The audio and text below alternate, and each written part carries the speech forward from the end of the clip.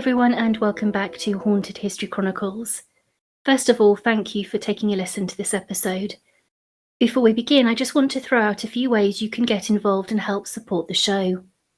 We have a Patreon page as well as an Amazon link, so hopefully if you're interested in supporting, you can find a way that best suits you. All of the links for those can either be found in the show notes or over on the website.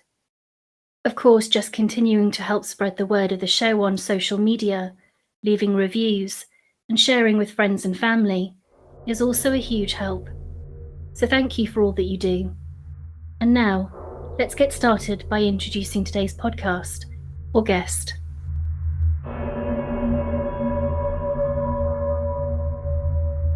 In the quiet suburbs near Seattle, in the year 2012, Keith Linder and his girlfriend Tina embarked on a new chapter of their lives. A picturesque home in Bothell, Washington, promised a dreamy life. Keith, a software engineer working for tech giant Microsoft, was living the life of his dreams, surrounded by the wonders of the Pacific Northwest. Little did they know, their idyllic new beginning was about to be turned upside down. Keith and Tina's story unfolds in a house that seems ordinary at first. Yet as they settled into their new home, everyday objects began vanishing without explanation. Keys, silverware, all gone. Innocent enough, right? But sometimes what starts as a whisper can escalate into a cacophony of haunting echoes. As they brushed off these odd occurrences, an evening of watching television revealed something much more sinister. A potted plant, heavy and ornate, lifted itself from its place, defying the laws of nature. They tried to rationalize, to find a logical explanation, but the threads of normality were unraveling. Soon their nights were shattered by thunderous bangs, originating from the attic above. The source of these ear-splitting noises was elusive, defying any attempt to trace it back to its origin. Was it a spirit trapped, yearning to be heard, or something more malevolent, clawing at the fabric of reality? Keith and Tina reached out to non-denominational ministers, hoping a blessing could dispel the mounting unease. And for a brief moment, the house fell silent. But this respite was short-lived. The phantom had merely stepped back, regrouping its malevolent energy for a more harrowing display. A housewarming party was meant to celebrate their new life, yet guests experienced icy touches, spectral hands brushing against them. The air grew thick with an otherworldly presence, making the celebration feel more like a gathering of restless souls. Fear clung to the air, and reality gave way to the inescapable truth. An entity, or entities, had claimed their home as its own. Determined to confront this supernatural terror, Keith sought help from paranormal experts. As the days turned to years, the assaults grew more relentless.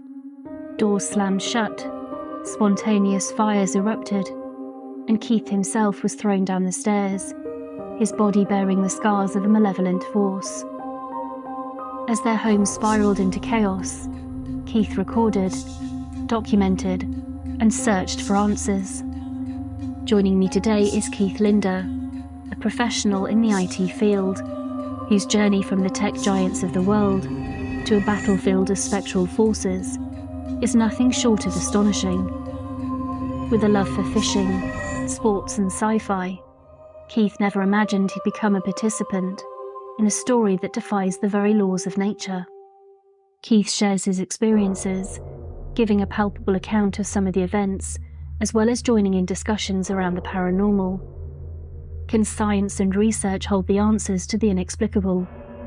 Will Keith's determination bring new light to the theories around poltergeist hauntings? Without further ado, prepare to immerse yourself in an account that defies reason and challenges our understanding of reality as we delve into the realm of the paranormal and the haunting story of the Bothell House.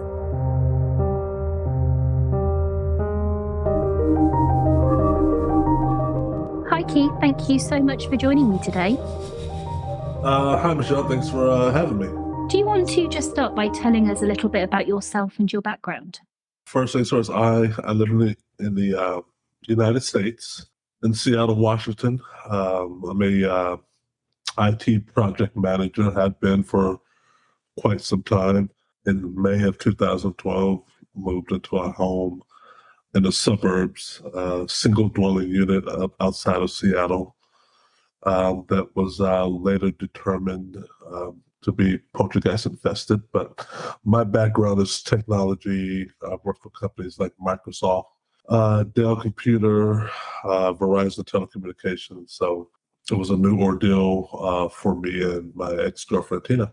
And I think this is why it's partly why it's such an interesting case, because you came into this completely new to the world of the paranormal. It's not as if you were really, it was something that you were particularly engaged with. And so the phenomena that you were experiencing was totally out of the world that you were normally very comfortable in. And in that sense, we've got really interesting documentation from the perspective of somebody who hadn't really come across any of this before, didn't know what it meant, didn't know what some of the things that you're experiencing were, other hallmarks of. And so it is almost a study and a documentation step by step of your experiences from that perspective of, this is what I was going through. This is what my girlfriend and I were going through at the time. And we don't have, much in terms of recordings like that, where you get to see something unfold and the experiences that you had. So it's a really interesting case study, I think, for that alone. Yeah, Michelle. So you're right. Me and my girlfriend at the time, we had no knowledge, interest, curiosity, or passions about the paranormal. The only thing I knew about the paranormal was maybe a scary movie here and there during Halloween months, or a ghost story every now and then. But I guess being new to it and being sort of thrown in, if you will, might in itself explain why us, because I always ask the question, why me? And the answer I get back in my head is, why not you? It seemed like we were ripe for the picking, talk from the Poltergeist perspective, because we had activity on day one of trying to move into the home. That's unusual in other Poltergeist cases. And you're right. And the only thing I could fall back on is two things: my upbringing as a child, as how my parents molded me, and then my career. I'm an IT professional, so one of the things I do day to day is documentation. And the phenomena, what we or myself was witnessing, nobody told me to document. It just felt like that was the right thing to do. It's like, okay, I could tell this story of my couch and furniture levitating, but I sort of need to document the day and time of when it levitated. What did levitate? What noise did we hear?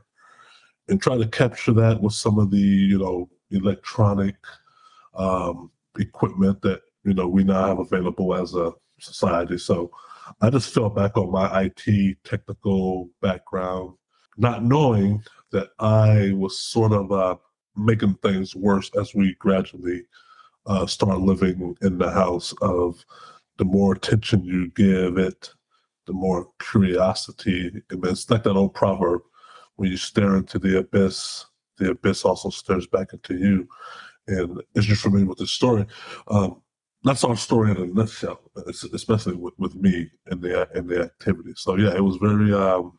I want people to know we did not play with any Ouija boards. We were not paranormal enthusiasts. I never heard of a paranormal TV show or knew friends of that matter either. And when I first heard the term poltergeist, years later, we just called everything a ghost, but we was calling it incorrectly.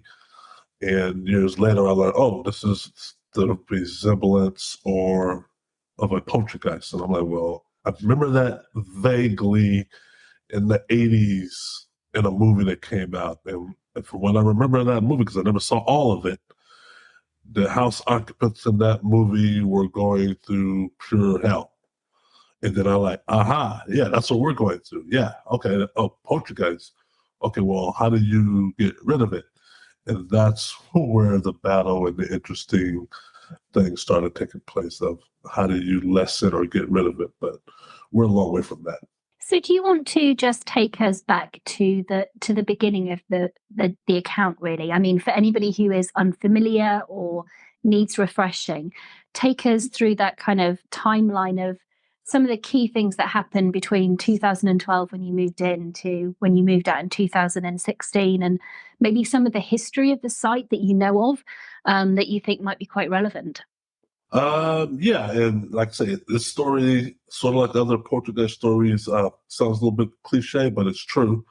We moved into this home, me and my girlfriend, May 1st of 2012. We had found the house on Craigslist, I think 2.5 months before.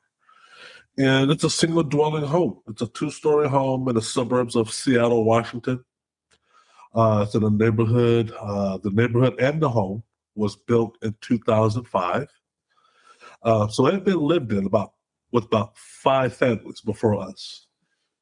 And yeah, we went. It was a nice spring day, beautiful day when we went to go get the keys to the home. We're renters, matter of fact. We're not buying, we're renters. And we went to sign the leasing papers and shook hands with the homeowner. He gave us a bottle of wine, said, "Congratulations, welcome to your new home." We're excited. Well, we have no kids, no pets. And as soon as he left, me and Tina there, where we're just talking. We're sitting down in the living room. This is the room closest to the front door. And we're just talking, being married, talking about what we're going to do with the house and how excited we are, and da da da da. And in the middle of our talking, we heard a kid cough. And I say kid cough versus a regular or adult cough because while we were talking, we both looked at each other as soon as we heard it, and we asked each other the same question: was that a kid cough? And it sounded like it came from upstairs, and we looked around. We didn't get up or go walking around looking for whatever the noise was, but it was very interesting. It was very loud, and the windows are closed. Once again, we have no children, we have no kids, no pets. And after 5 minutes of talking about, okay, that's weird. I had to have come from outside, but once again, having no familiarity with the paranormal and just being who we were, we just shrugged it off like any normal human being would. Maybe we heard that wrong, whatever. Okay, we love this house. Fast forward to now we're living in the house. Just 2 weeks later or a month later, we started to notice items missing, like my extra set of car keys. These are my spare set or car fob that I never used, but I kept in a glove box in my upstairs office closet. And I noticed it was missing. And I remember distinctively carrying it over from my old residence. And Tina never knew these existed because she never saw them. And at the same time, Tina started noticing her jewelry, things that she wears, are missing. And she's asking me, "Hey, Keith, have you seen my jewelry? Have you seen my necklace, my bracelet? Or one earring is missing?" And I'm like, "No." And I don't keep tabs on her jewelry collection either. But the thing we both asked each other questions on specifically was the silverware, the kitchen utensils. And that started coming up missing because, you go into your kitchen, you prepare supper, you eat, you grab a fork or knife. And I found myself within weeks or months of living in the home always searching for one. I'm like, okay, why am I always having to search for a knife or fork? There's only 2 people here. And it seems like the drawer that we keep the knives and forks and spoons and all that seems to be depleting. So I asked him, "Hey, can I have you see?" And she's like, "No, I was about to ask you the same thing." And we're like, okay, so that's weird. But nobody's talking ghosts. And then the thing that really got peculiar was waking up in the morning and discovering as we come downstairs to make coffee and go to work, kid toys. Now, these kid toys that we're finding are on the staircase in our direct path, easily visible. They're on the kitchen counter, kitchen table, and once again, we have no kids. These are out in the open. These are not things we're finding behind large appliances that makes you think, oh, this is left over from the neighbor or from the previous tenants. So that was interesting. And then coming downstairs, similar mornings and seeing all our kitchen cabinet doors wide open. I mean, just all of them wide open. Nothing in the cabinets of the cupboards are rearranged. They're neatly like we left them, but every door is open. And that made me proactively install a home security monitoring system because I had told Tina, and she told me, are we being pranked? Is this a bad joke? Is somebody coming into the home while we're sleeping and doing all this stuff, leaving kid toys and opening up? Who does that? I mean, that's kind of home invasion, home intrusion, probably the worst prank ever. But how do they do it, avoiding detection from us? So the only way to solve that problem was to install a home security system, which I did. Once again, not even close to talking about ghosts or anything, because that seemed like the logical next step. Well, that did not lessen items missing. That did not lessen items being found that neither of us owned. That did not lessen waking up and finding kitchen cabinet doors open, which then I'm like, okay, I don't know what to do. One night, we were watching television, me and Tina. And Tina has this 4-foot tall plant by the television entertainment center. While we're watching television, the plant darts up into the air and does a spin, 360-degree spin, and falls to the ground in our direction, in front of us. You couldn't miss it. And we both saw it at the same time, and I'm glad we did, because I looked at Tina, she looked at me, and we like, did that just happen? A plant moved on its own.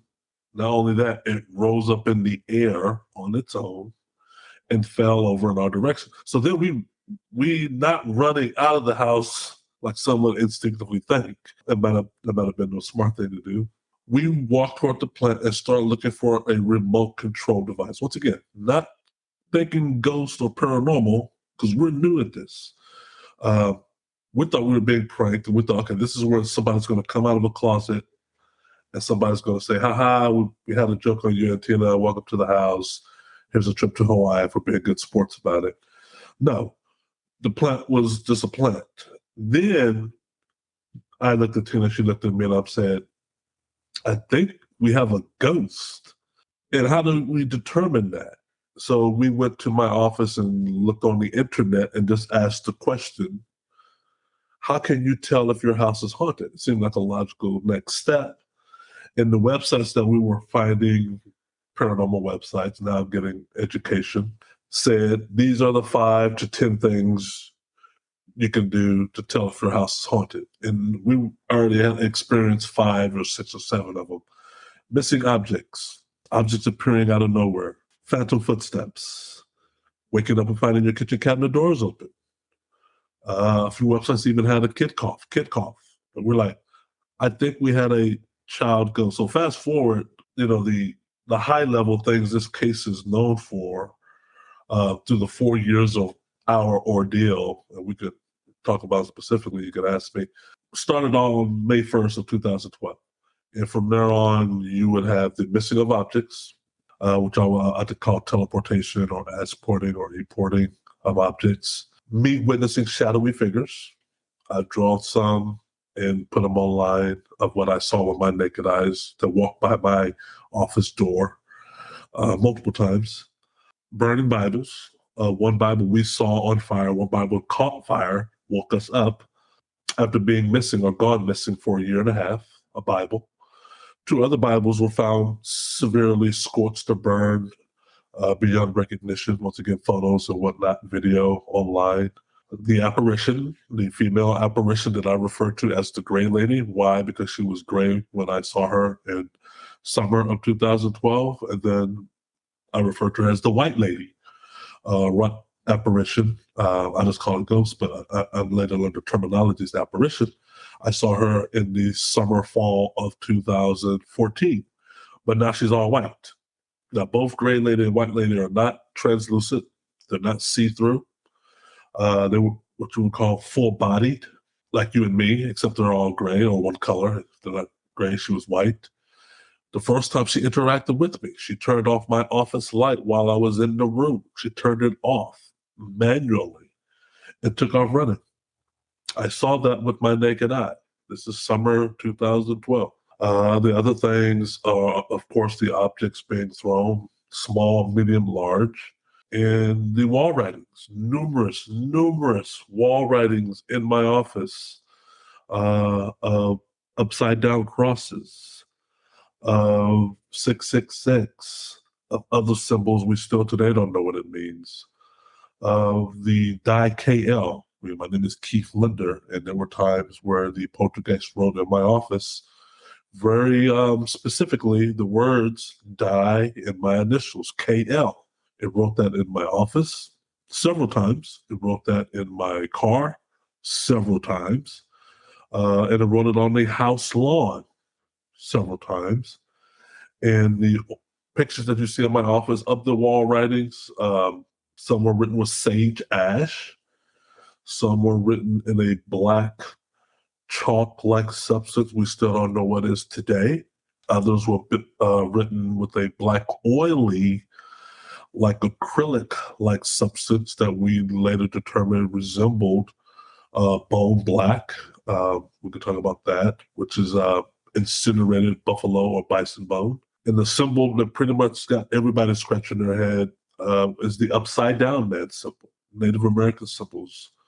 And then, of course, last but not least, in addition to that, were the spontaneous fires. I'm not talking about the Bibles anymore. I'm talking about other objects in the home that just spontaneously caught fire, including the clothes that I'm wearing while I'm wearing them. So, yeah. I mean, it's such a detailed, comprehensive list of things that, you write about. And one of the things that I really would like to kind of put across, because I think something that you have done in your book, Night Side of Physics, is really hammer home some of the things that I personally think when it comes to paranormal investigating in general and research, whether it's into poltergeist cases or into just regular type hauntings, other paranormal experiences and encounters, phenomena, is that we've almost got to this point where we research, we investigate, and we keep repeating the same style and type of questions, investigations, experimentation. We keep replicating and rehashing the same theories. But what we're doing not so much of is actually adding to those hypotheses that are already there. And so what we have is very few challenges to concepts, very few extensions or further thoughts being added to the discussion that's been there.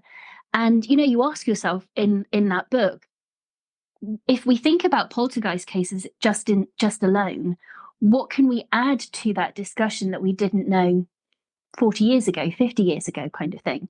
And that is so true. And it's something so missing, because when we think about these cases, when we add a new case, when we add a new experience, we're adding something new in terms of what might be experienced by those involved, some of the phenomena that's unique or that fits a certain type of hallmark pattern. And I think there is a real problem whereby certain things get put out there and marginalized and categorized as, well, this type of experience is only recognized when you see these things. And that's so misrepresenting what some of the experiences and the phenomena are. And, just thinking about your case, when we think about some of those things that are categorized as poltergeist, where you don't have a young teenage girl, there isn't anything particularly troublesome happening, anything traumatic or anything stressful. Yeah. You don't have phenomena that's being experienced over a very short period of time that then ends.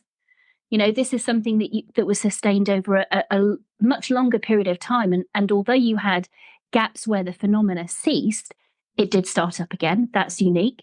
And then there are other aspects that you don't necessarily see in every single example. And I think we need to start challenging what we think we know and starting to widen the questions and the investigations and the research we're doing to try and answer some of the things that we don't know, you know? And like I said, I think you tackle that so wonderfully in the book, because I think when we start pigeonholing experiences, we're doing a real disservice to the types of phenomena and experiences that people are having.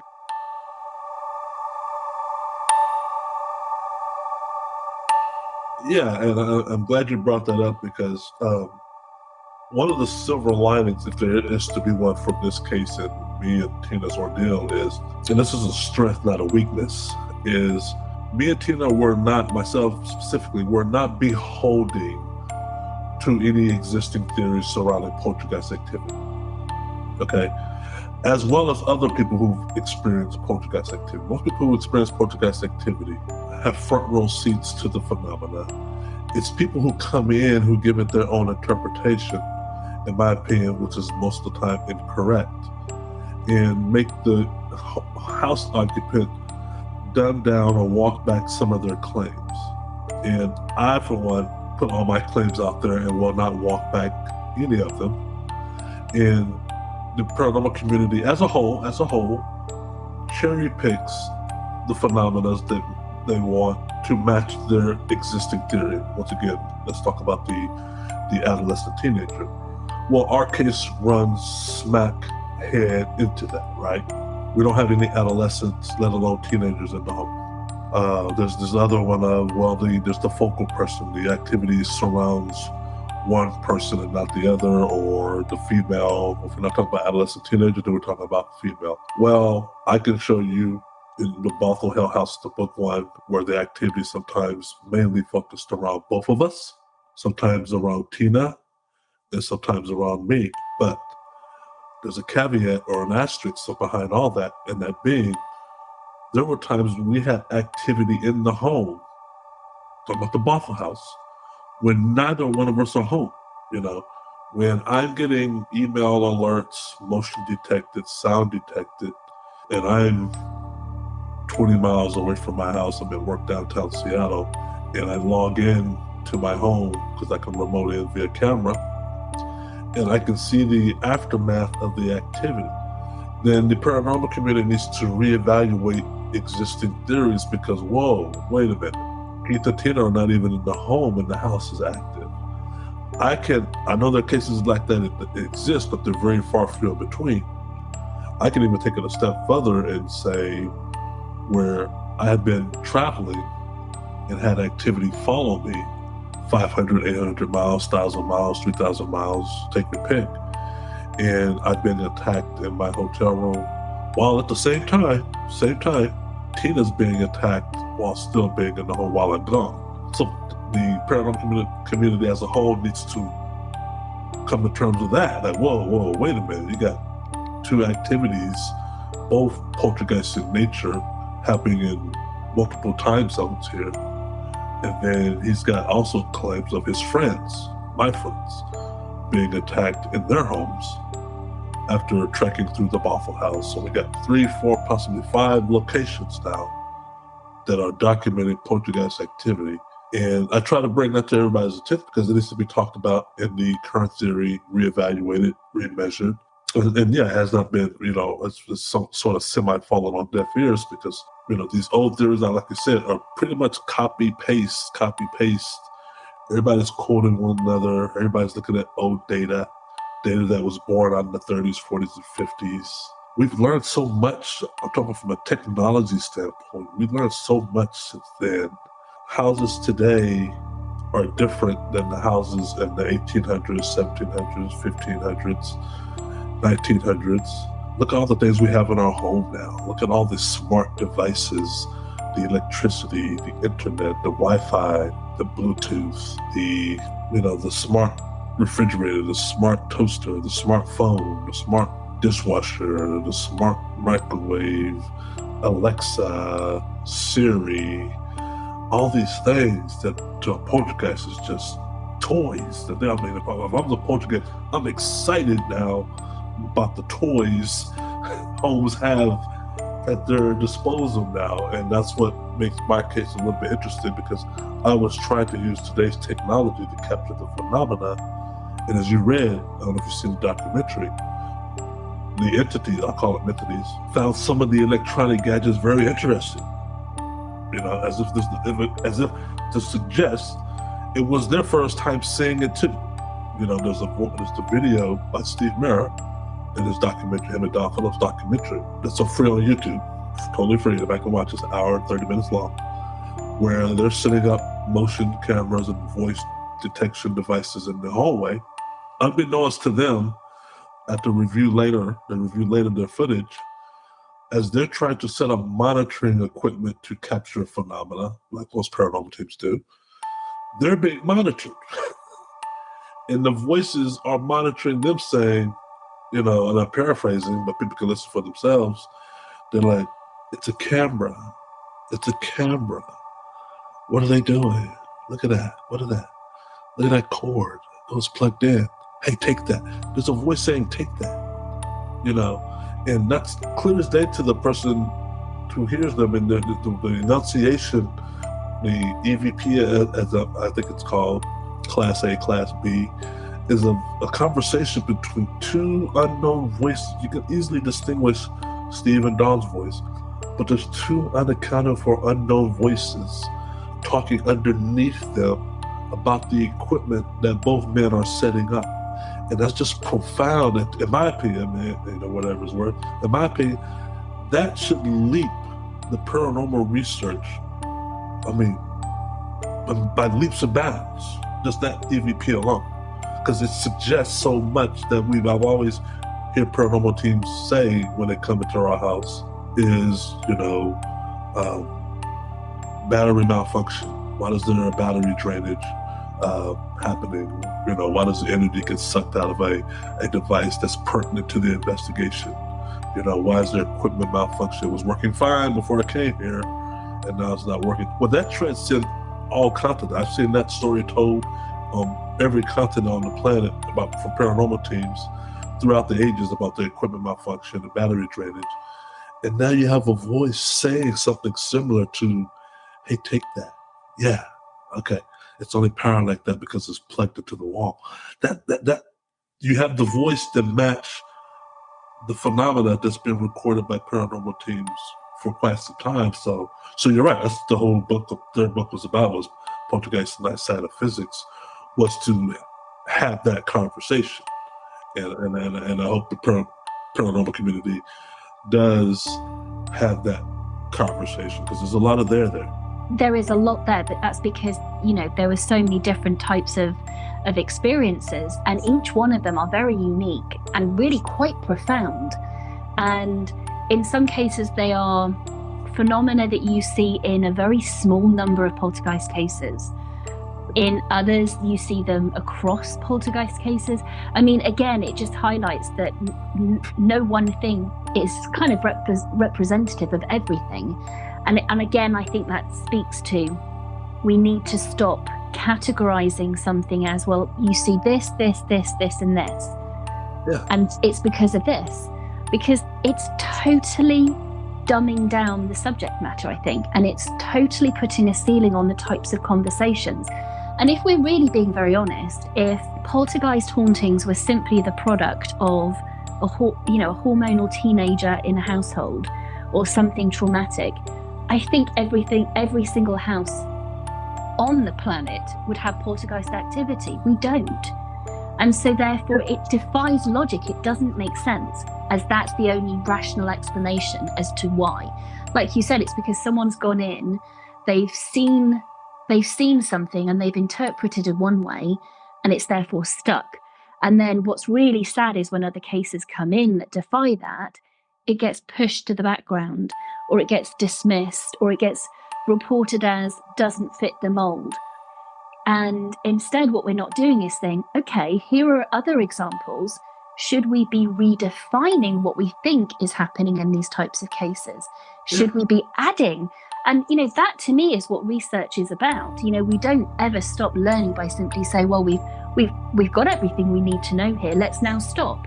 We have more cases, so therefore we should be looking at that and adding that to the bulk, to the database of what we have already. You're right. New data is new data for the simple reason It can disprove or support existing theories. If the new data supports existing theories, then hey, all right, everybody clap their hands, that's good. That's another feather in the cap for that theory. If the data doesn't support the existing theory, then we should all be clapping again, because we can now put that theory aside and start all over. You know, like, whoa, okay, this, all right, we got new data. It takes away from the existing theory. Okay, now we're back where we started from. And that's typically how science works. You know, we always talk about one of the greatest minds of all time, Albert Einstein, you know, the theory of relativity, the special theory of relativity. You know, he came arms folded to quantum mechanics. He didn't really understand it or like it, and, you know, he reluctant to it. But at the end, he finally acquiesced. You know, he finally said, hey, you know what? Okay, all right, yeah, maybe God does play dice and hides it. Okay. And that's what the paranormal community should be doing with new data coming in, like the Bothell House. And there's other cases. I found them and I put them in my third book. You know, but these are not the famous cases. One of the things that upset Tina a lot, and me, but specifically Tina, was when paranormal researchers come to the house. They come to the Bothell House. They got their gadgets, the clipboard, and all that, and they just all want to hover around her. You know, everybody wants to hover around Tina. And, you know, the office upstairs, the office where primarily majority of that activity happened. Poster caught fire, computer remarks caught fire, all that stuff. You know, go up there and knock yourselves out. Spend a night if you want to. Bring a sleeping bag. The house is yours.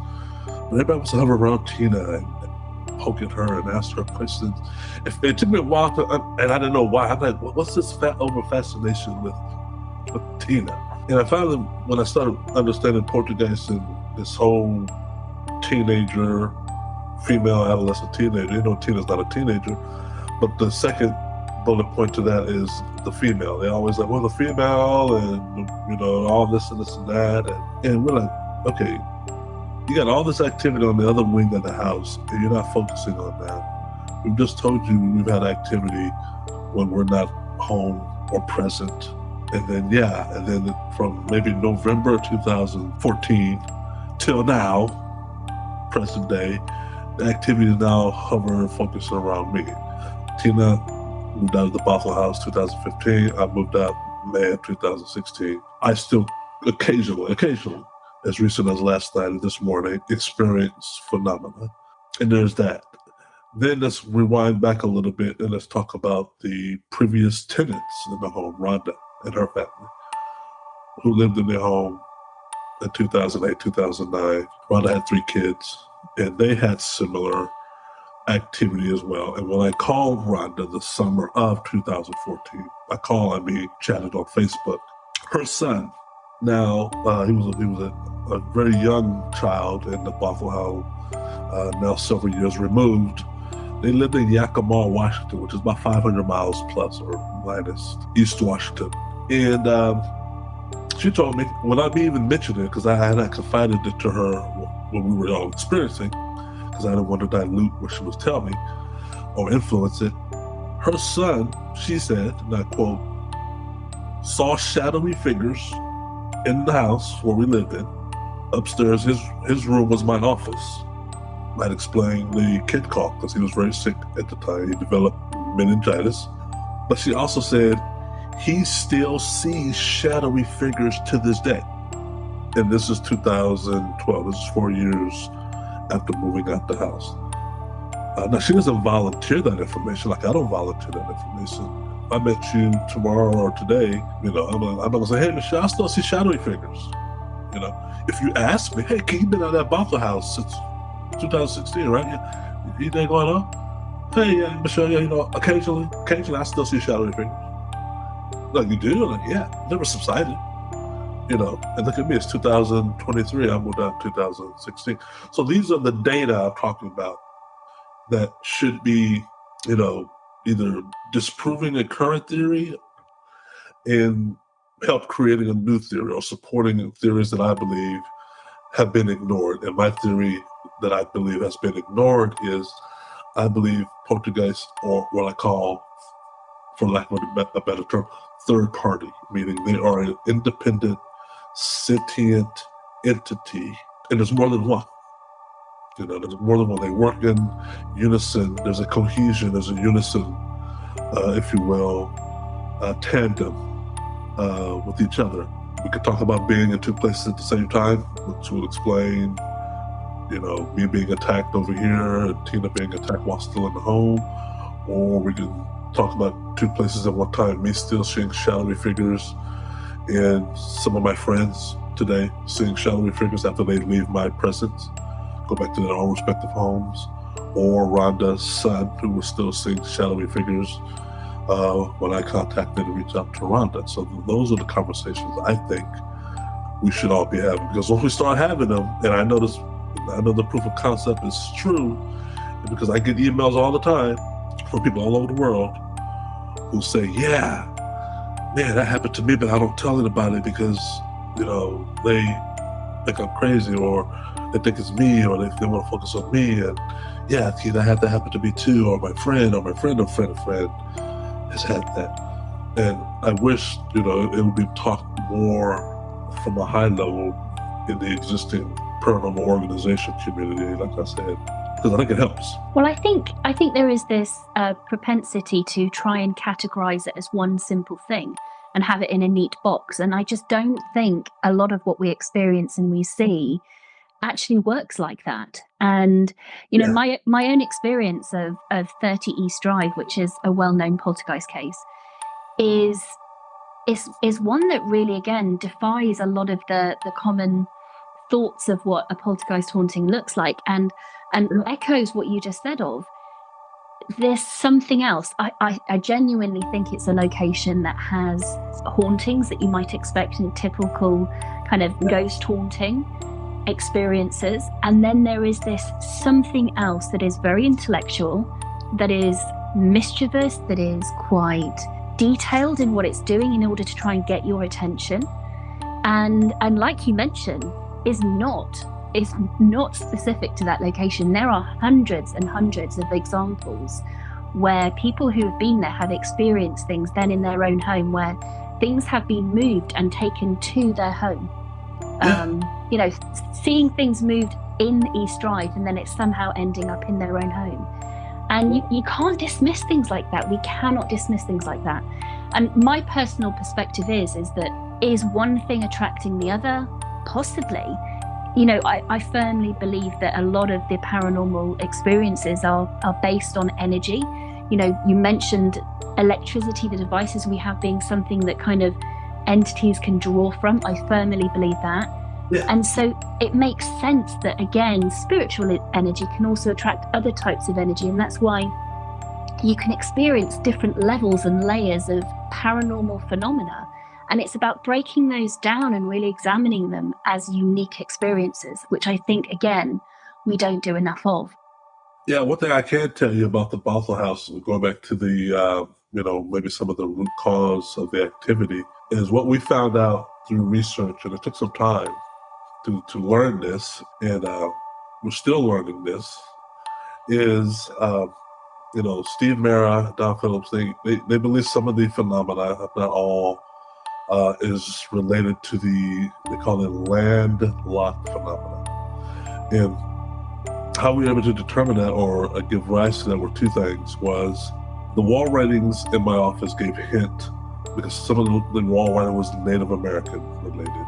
And yeah, that seems cliche to some, I'll blame it on the Native Americans, but we didn't ask it to draw Native Americans, it did on its own. And I was always curious as to why an upside down man. What does that mean?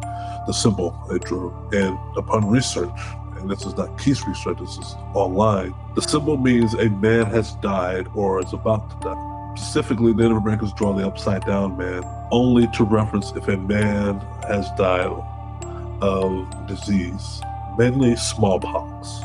Okay? And I was able to research, spend many hours in the microfilm room of the county, Washington, and discovered that there was a major outbreak of smallpox throughout what we call the Pacific Northwest, which is mainly Washington and Oregon and Northern California. And to bring the point even more closer to home was, yes, there was a smallpox outbreak that included the city of Bothell, to where a lot of Native Americans lost their lives in the mid-1800s due to smallpox outbreak. The vaccine was purposely given to them last versus given to the settlers, okay? And a lot of the Native Americans who perished, this is a cold, harsh winter, were just buried in mass graves. Now, nobody knows what those mass graves are, except to say the city of Bothell. Now, of course, Bothell, Washington in the 1800s was significantly smaller than it was today. And when paranormal teams start pulling up to our driveway, they got their paranormal title or name of their paranormal group on their shirt or back, van. When TV shows start coming up to the home, when the news start coming up to the home, neighbors start coming out of their homes and they start admitting, hey, Keith, hey, Tina, we see these ghost fans pulling up to your home, and two homes specifically to the left of the Bothell house and to the right of the Bothell house admitted to us, volunteered. So we didn't ask them, they just admitted after seeing, they came out of their comfort zone when they saw the vans pull up. It was like, yeah, we sometimes has weird stuff happening in our home too. And like, oh, like weird stuff like that. Our pets or dogs and cats, they don't go into certain rooms of the house. They purposely avoid going to rooms that are close to your house. We've always, me and my wife, or husband and wife, had a conversation about why our pets don't go to these rooms, and we never knew why. It's not something you would know why automatically, but now seeing at your house, Keith, what's going on here? And I would tell them. And they're like, okay, that's interesting. Okay. Fast forward to when I moved out of the Bothell home. I still have a friend in the neighborhood who occasionally reaches out to me. He lives about a block over from the Bothell home. And he pings me on Facebook one day and said, hey, man, I'm leaving work because my motion detection devices are going off at home. Comcast has sent me an email saying motion detected. The burglar alarm is going. I got to go home and attend to it. So he gets home. And then he said, well, I got home. Since I was slow in responding, the police were there when I got there. And they wanted to make sure everything was all right, because if you don't respond quick enough, it goes to the local police department about a burglary, so they respond. That's how his account's set up. So he sees a police officer, and he's like, hey, I'm sorry, yeah, my alarm went off. And the police officer asked him, hey, you okay? Everything good? It was broad daylight, about 2 p.m. during the day. He's like, yeah, everything's okay. And then he said, there must have been a false alarm. And then the police officer volunteered and said, you know what? We get a lot, I paraphrase, but I'm quoting, we only get these type of false alarms, talking about the home security system, what we respond to, from this neighborhood. This is the only neighborhood in the whole city of Bothell where we get these false positives, false alarms. And my friend, knowing his home and knowing my home a few houses away, like, oh, really? Yeah, what do you mean? Oh, yeah, all the time. We respond to these calls, and then we get to the home, and there's nothing. But, there's no burglary, obviously. But only in this neighborhood. In that neighborhood, the Bothell neighborhood where I live and where my friend lives, it's about, give or take, maybe I would say 300 to 400, maybe 600 houses in the immediate area, all built within 2005 timeframe. So they're going to be set up similarly electronically as far as the home security monitoring system. But that's not even 1% of the neighborhoods of Bothell. Okay? Bothell, Google and see the population of Bothell, you would know that's not even close. But for him to go out of his way talking about the police officer saying this neighborhood has all these fake alarms going off and we respond to them and there's nothing. And then I remembered in my home the same thing, and then my friend. So yeah, it can be something related to the land. And Steve Merritt said it great in his documentary when he said, there's always going to be low-level activity in Keith Linder's home, whether he lives in it or not. Neighbors or house occupants might not just notice it.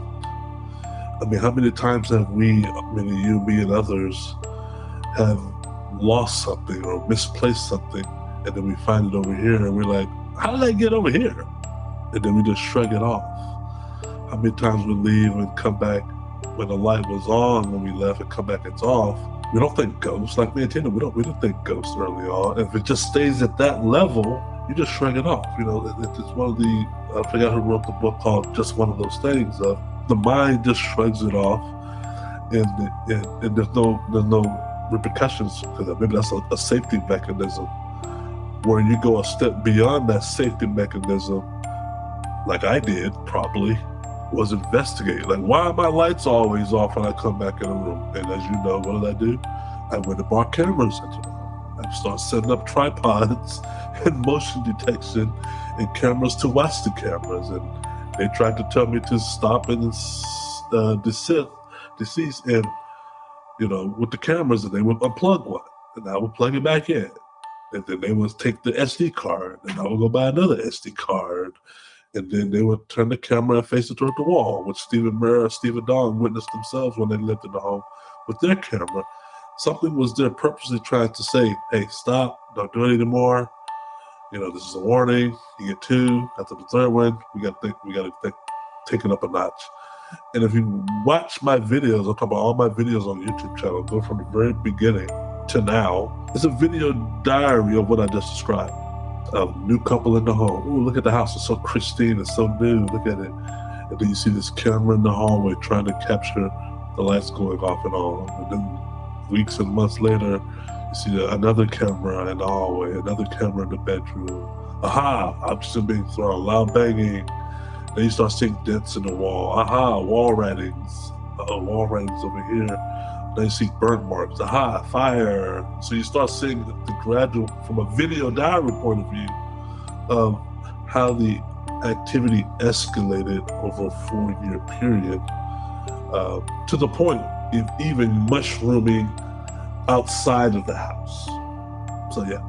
I think that kind of, again, brings something interesting into the mix, because for most people who've experienced similar type things, that low-level stuff to begin with, and if it then just ratchets, goes up a notch. Can't say the other word, my teeth keep getting stuck. If it goes up to that next level, that's when they typically start to leave. And you didn't. You stuck it out. And therefore you've got, again, this interesting thing playing out that you were documenting.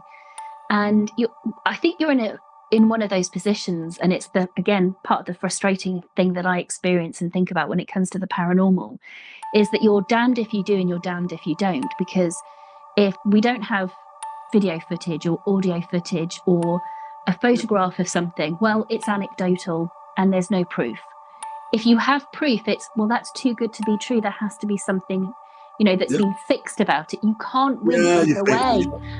And it's frustrating because that wouldn't happen in any other area of science. But in your case, what you have got is very, very, very clear documented proof, and not only proof from you, but experiences from third-party professionals, reports by different people working in the police force, in the fire service, so many other different agencies, kind of affirming what you yourself were experiencing, whether it was the spontaneous fire, having no explanation of how that occurred.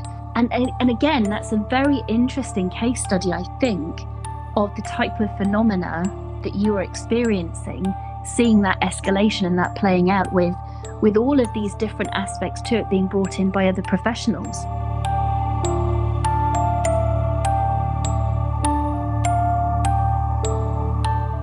Before we head back to the podcast, if you haven't already visited the Haunted History Chronicles Patreon page, now is the perfect time to join, to listen and enjoy a multitude of additional podcasts, merchandise, mail and other written materials. It's a great way to support the podcast to continue to grow and put out additional content, to share guests and their stories, as well as helping the podcast to continue to be enjoyed. You can find the link in the episode description notes, as well as on the Haunted History Chronicles website. And remember, you can always help support guests in the podcast by coming and liking the social media pages and chatting over there. It's truly all very much appreciated. And now, let's head back to the podcast.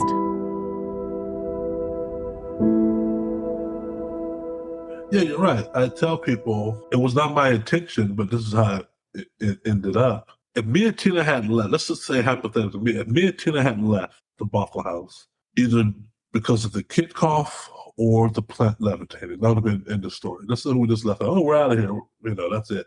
Look how much we leave behind as far as what we're talking about now. None of this other stuff would have never been known, including Rhonda and her experience, the previous tenant's experience. So me staying, me documenting, yeah, I mean, it wasn't easy. It's rough, and I don't suggest anybody volunteer to do it. But at least you have the documentation left over. And you're right. I can't call into cahoots with me the Snohomish Fire Department who respond and have to put out a fire in my office. They have to document their report. That's a legal document, okay? And the conclusion they reached is unknown fire. I didn't tell them to do that. There's no money going under the table. There's no brownies. I'm not baking up cookies to write that on their report. That's an official state report.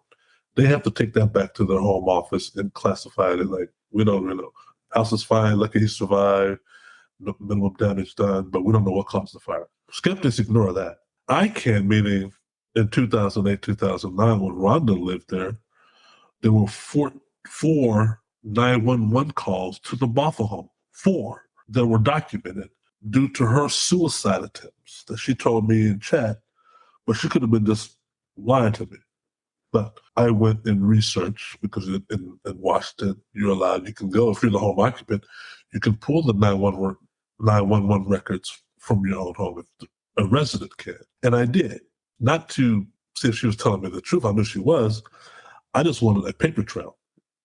And when I got the paper trail, meaning the documents they sent me, these are reports that the police wrote when they responded to the 911 call. They have to, once again, file an official report and tuck it away in their database. And when I read it, I'm reading what the police officer saw when he arrived on the scene. If you have my second book, I put that in the book for others to read as well, and a link as well to the report. And in the paragraph of the report, the police officer says he responded to the 911 call and arrived to the home and heard a woman screaming from inside the house. What he wrote in quotes was, she's screaming, "Leave me alone. Why can't you all just leave me alone?" This is in 2008, 2009. Okay, he's hearing that. So nobody's answering the front door, but he can hear screams. He walks to the back of the house. Maybe somebody's in distress. Maybe there's a crime in progress. And upon going there, sees the sliding doors stuffed with a bed mattress. That's kind of weird. Who stuffs a glass door with a mattress? Well, you do if there's no glass no longer there.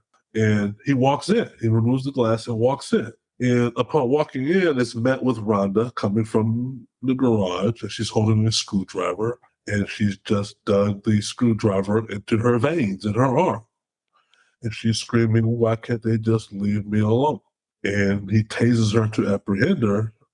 Obviously, she drops the screwdriver and they take her away. And then he wrote on his report, one of the last things he wrote on there is, "There's nobody else in the home." Okay? Obviously, there's nobody else in the home. And this is what Rhonda was screaming. Now, he doesn't know why Rhonda is screaming. He just thinks she's deranged or something, but that's not his problem to solve. He was just there to solve a 911 call. The paramedics arrived, they'll solve that problem of what's wrong with Rhonda. And his report was, there's no one in the home. So I asked you and I asked your listeners and people who read my book, and I asked skeptics. This is 2000 and 2009. 4 years for me and Tina or even a couple. We're not even a couple yet. I don't even know Tina yet. Tina doesn't even know me yet. We didn't meet till 2010. He writes in his report these things, and I ask anybody listening to this right now, who is Rhonda screaming to? Who is she talking to? Why don't y'all just leave me alone? She's not on the phone. That was shown up in the report. On the phone call, da da da da da da. Rhonda told me who she was screaming to or at. Okay. It was the voices she was hearing in her head to kill herself. The voices in her head was telling her to kill herself. She didn't want to, and unfortunately, in 2016, September, I believe, she successfully killed herself. She walked in front of a moving train in broad daylight and let a train run her over and wouldn't get off the tracks when the train was honking or blowing whatever they do to, get you off the tracks. But even when the train stopped, its momentum kept going. And Rhonda's no longer with us. So people in the paranormal, I'm talking about skeptics or cynics, say all they want about Poltergeist or other cases, but they can't say that about the Bothell House, because what Rhonda went through and what is documented in official state reports has nothing to do with Keith and Tina. Now, you have Keith and Tina come into that same house 4 years later, and you can sort of see, wow, you guys just walked into something totally horrible and were totally oblivious. You can say, y'all were doomed from the start. And you'd be right. People would be right in saying that. We were doomed from the start.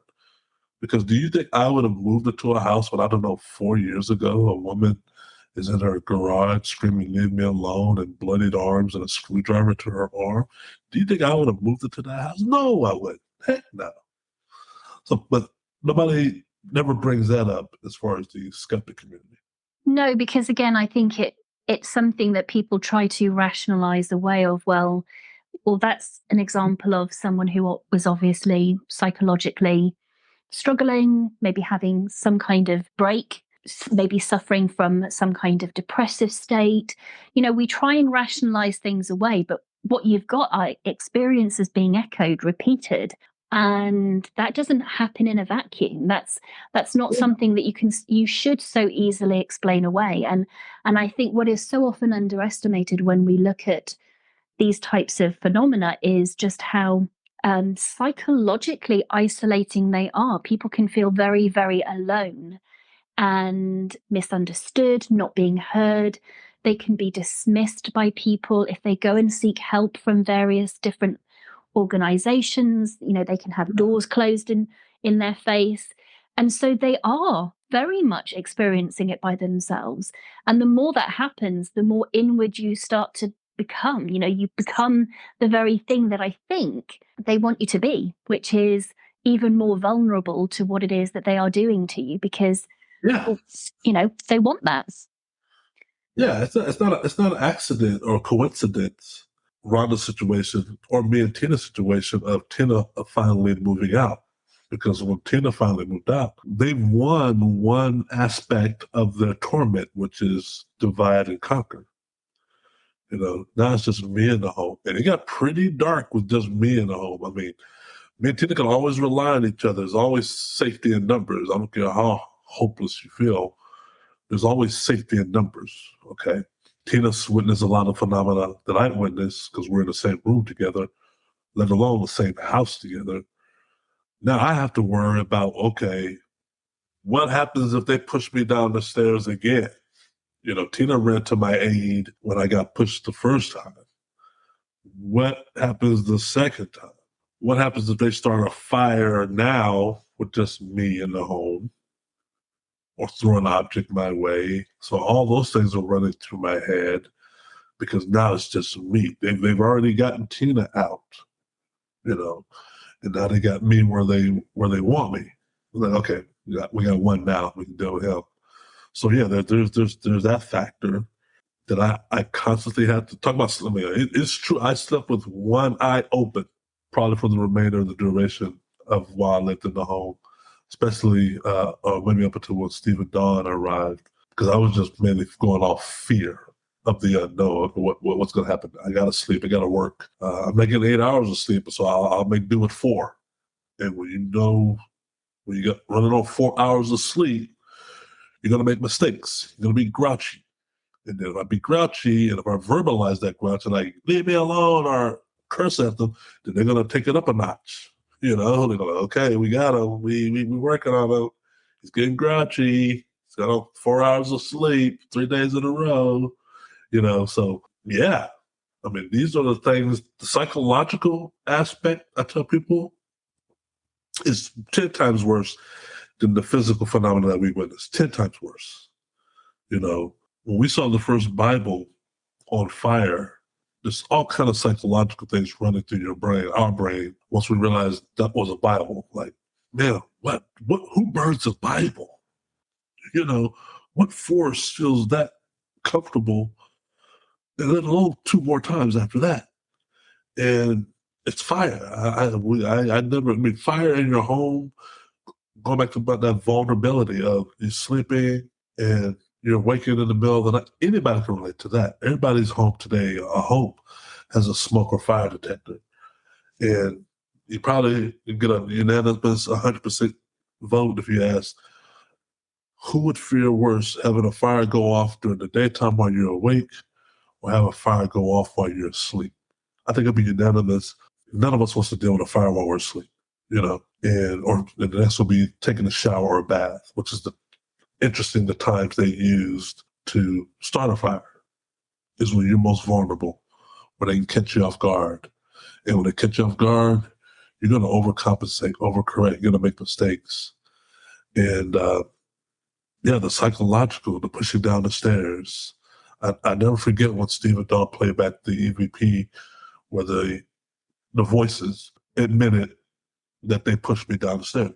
Very nonchalant, very nonchalant. No sign of guilt or remorse or anything. If I was to ask you if you done something bad, but say you might like, yeah, kid, yeah. No, these are like, yeah, we pushed him downstairs. Yeah, we did. They said we, yeah, we did. It was almost like they was like, yeah, well, all right, we ain't gonna do about it. We can do it again, And when I heard that, I was like I said, psychological. They're trying to beat you down. So I understood Rhonda when she told me about her 911 call because her husband was half a world away. It was just her and her 3 kids. One was very sick. They were up to their heads in medical bills because her son was very sick. He was near death.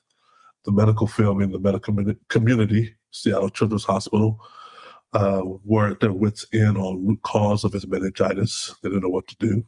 It was a very unfamiliar case of meningitis, and they didn't know what to do. And then the husband has to take on a job to be an Alaska fisherman based on the pay. It pays a lot of money, but it's very dangerous. In the ocean all day, all night, in one of the roughest seas in the world. And he's sending money home, but he's not at home. He's left the wife to deal with the kids who are sick. And you got a spirit there, and that's just easy pickings. That's just easy pickings for a poltergeist. And they know that.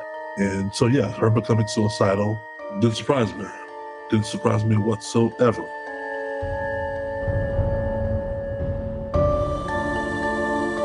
I think it becomes a hallmark of these types of experiences.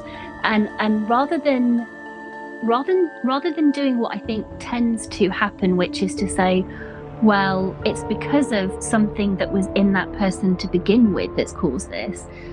We need to flip that script and actually realize, no, it's becoming a product of what they're experiencing. It's almost like psychological warfare in the sense that it's over time grinding that person down. And the more that happens, I think, the more in tune you then become to the types of experiences that are happening. And the more in tune you become, the more aware you become, the more it then escalates, the more it then happens. And, I think that's why then we also see in so many cases documented how it does seem to manifest around certain individuals. And it's usually those that are really tuning in to what's happening and looking at what's happening and seeing what's happening. And they become that target then of more and more things happening. And, you mentioned earlier about how the energy of the land, something about the land might be causing what's happening. I also think it's the right combination of people, and sometimes I do think it is the person who's aware of what's happening also then feeding what happens, if that makes sense. Yeah, it's a yin yang, right? One cannot do without the other. Yeah. There's a very important EVP on my YouTube channel. A male voice volunteered and said, just out in the blue, "I'm a mirror." And it was captured on 3 devices. These devices were running continuously all the time. And upon review, you can hear a male voice say, "I'm a mirror." And I took heart to that. And the theory that I concluded is you're right. And it's a yin-yang, as far as, we say in the United States, when we argue with somebody, my grandmother would always say when I argue with my brother or sister, and I would always come to her, well, I'm innocent. She's picked a fight with me. I didn't start anything. Why are you spanking me too? And she'd be like, well, it takes two to tango. And I think Poltergeist, there's some truth there in the sense of Tina never saw the gray lady in the home. Tina never saw the white apparition. The kid call we heard on day one of signing the leasing papers. The Poltergeist, whoever did that kid cough, were already in the home when we walked in, and within seconds of walking into the home, decided to give us our first paranormal encounter. Versus, wait, let's let them move in a little bit. Let's let them get settled in, get their clothes, their TV, their couch, their furniture. Let's wait and let them get acclimated, guys, before we start doing the paranormal stuff. Okay? Can we get a vote on that? No. The kid cough was day one. Okay? So, and that's always haunted me, and it probably forever will. It's like, why day one? Why not day 35 or day 46? And I think you're right. I think they saw in us, I'll use this word, potential, to where they can execute phenomena to the degree that the case is known for today. They knew Tina's background, they knew my background, and they saw us, to use my grandmother's phrase, we're going to tango with you guys, whether you know it or not. We're going to dance with you. And you are very soon going to dance with us. You just don't know it yet. And we were. I was. And I think if you look at other poltergeist cases, past and present, you could probably find similarities. Where I differ with some paranormal groups is when they try to make the house occupants or the party feel guilty. There's a stigma, even outside the paranormal community, a little bit of, it's a stigma. Oh, well, you got poltergeist activity. Whoa, stay away from that guy. Something's going on in his world. Don't want to be part of that. I get that today, so I know it. I know it's true. So my story hits some certain people's ears. They take two steps back. It's like I went to Chernobyl or something. But and then you get that stigma. The paranormal teams, going back to how they treated Tina, they give you that stigma too, or paranormal teams. Because one of the often repeated questions I get asked when interviewed, talking about when I was in the BOTHELL houses. Okay, what level of dysfunction we're looking for? A level of dysfunction in the home, some sort of these things like dysfunction. So we were in I'm like, but we don't. I mean, quantify dysfunction. I mean, you can't say like, there's no lack of money, there's no financial stress. I tell people, I got the BOTHELL house. I had just had a job promotion. I had just had a significant pay increase. Or maybe some sort of health crisis. Well, look for a health crisis. No, I'm in good health. Tina's in good health. You can look at us up and down. Clean bill of health. Even to this day, every physical I got inside and outside the BOTHELL house, I passed with flying colors. Besides lack of sleep, my doctor said, Keith, physically, you're okay. You're good. Your vitals are where they need to be for a guy your age. You're good. Might come back on the French fry, but that's it. So those things were fine. Some other like sometimes it might not just be trauma. Sometimes it just might be, okay, here's a tech guy, coming in, and here's Tina coming in, and we think we can get some mileage out of both of them, and they knew that better than us. Obviously, they were right. In other cases, the same way. It's always like we try to look for the fault in individuals, other than they're just being human. Like I said, if it was all about adolescent, stressful teenagers going through puberty and all that, there's 8 billion people on the planet. I don't know off the top of my head how many are adolescent teenagers going through puberty, but it's a significant amount. We would see more cases. Yeah, it would be on the news every night. It was news every night. Last year, and I don't know if you remember this, and I think she's coming to your country sooner or later, when Taylor Swift announced that she was going to go on concert, the Ticketmaster and crashed, the servers crashed, and a lot of teenage adolescent girls in the United States, a lot, could not get Taylor Swift tickets. And they were going suicidal. They were driving their parents crazy. They were crying, writing at congressmen, congresswomen. They were posting on TikTok and Facebook. It was a revolt and uproar about not getting Taylor Swift tickets because they were sold out or the tickets cost too much. And I did not see a spike in poltergeist activity. No, probably good. I see parents calling their homes, hey man, I got flying furniture that coincided with Taylor Swift announcing she's coming and doing a tour. You know, I didn't see a spiking activity. I didn't see a spiking activity during COVID lockdown in the United States or the world over, when everybody, husband and wife, were working from home.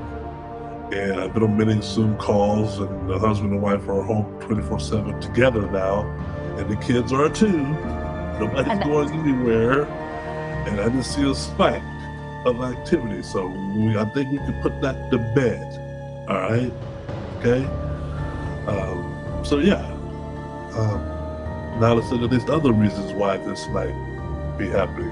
You're right. Is it the land? Is it the energy? But you're right. It's definitely that I'm a mirror. The male voice. That's an important, in my opinion, revelation of what it was trying to convey of, you know, I'm my own entity, I'm my own energy, but I'm like a chameleon. I'm like a lizard who changes its color to match his or her environment. Okay? It's a survival evolutionary instinct that we adopt. Every species has one. This is ours. You know, one of my often favorite quotes, and I think I included it in one of the books because I'm a geek, so I can do that, is Empire Strikes Back, when Luke Skywalker is talking to Yoda, and there's this dark cave on the planet, and Luke is looking at this cave, and he can feel the energy coming from it. The energy from the cave is talking to him. He's getting goosebumps. He's just saying, Yoda, like, what's that cave about? And Yoda's like, hey man, that cave is da da da da, but you got to go through it. That's just part of your trial. So we got to walk in there. And then Luke looks at Yoda like, I ain't walking in that cave. And Yoda like, yeah, you kind of do. And like, well, he puts on his gun belt, his blaster belt, and Yoda looked at him like, your weapons, you will not need them.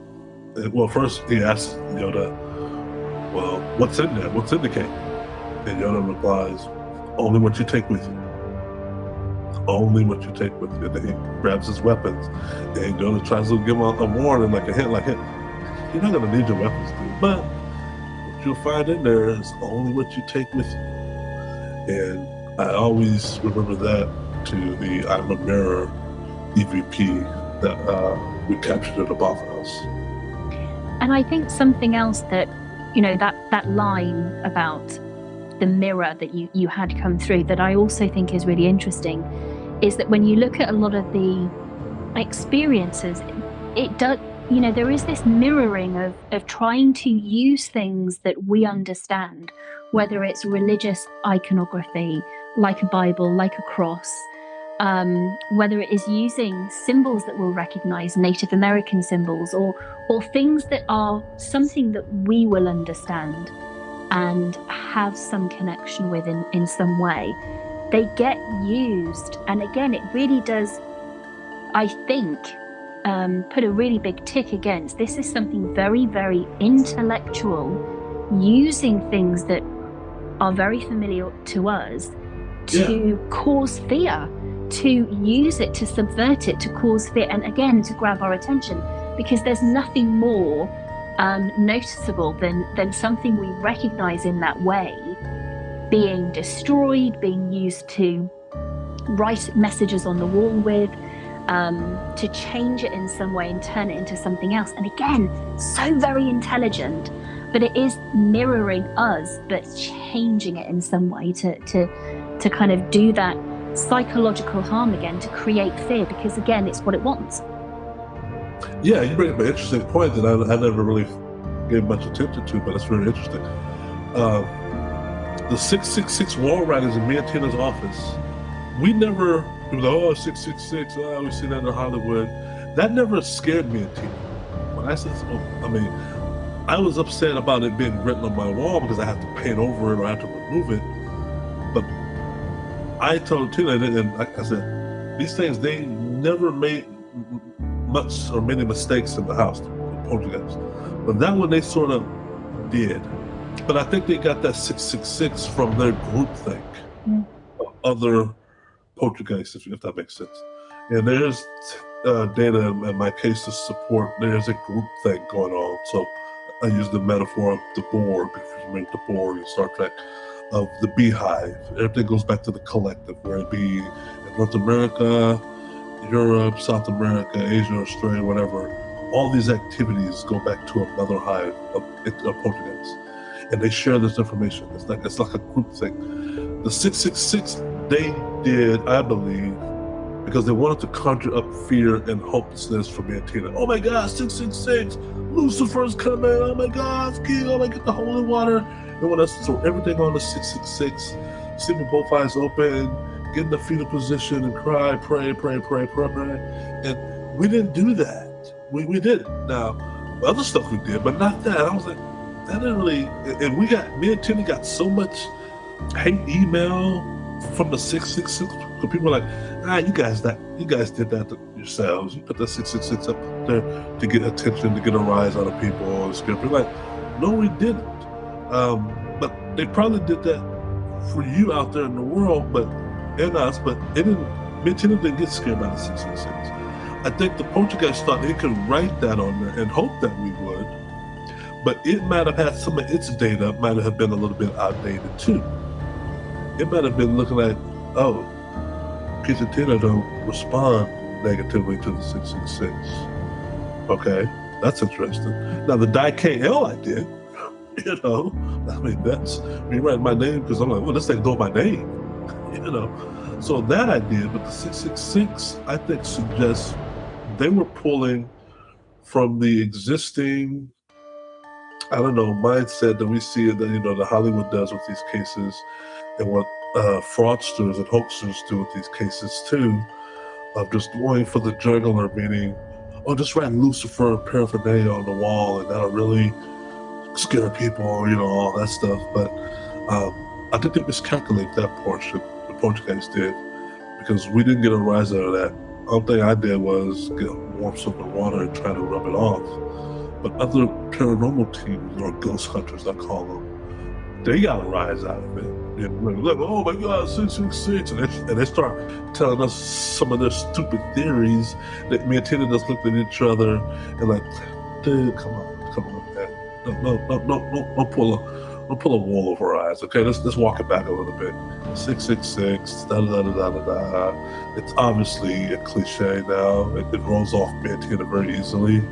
But, you know, you guys are making a big hay out of it compared to us, and we live here. So that was very interesting. And I think today, and I tell people, of all the wall writings, the 666 has zero impact as far as fear level. As far as, oh, Satan is here. No, we did not leap to the same conclusion because 666 is written on the wall. But I think you're right. I think it's this almost tapping into a bigger mindset, you know, being aware of popular culture, if you like, or popular mediums that they know mean something to someone, and using that to somehow try and suggest something, whether it's to you and, you know, to you or to Tina at the time or others coming in, it creates a response, whether that doesn't really do anything, or oh my God, what is that trying to tell me? You know, it's kind of it's doing that on different levels, I think, which again is just very suggestive of something far more intelligent trying to communicate.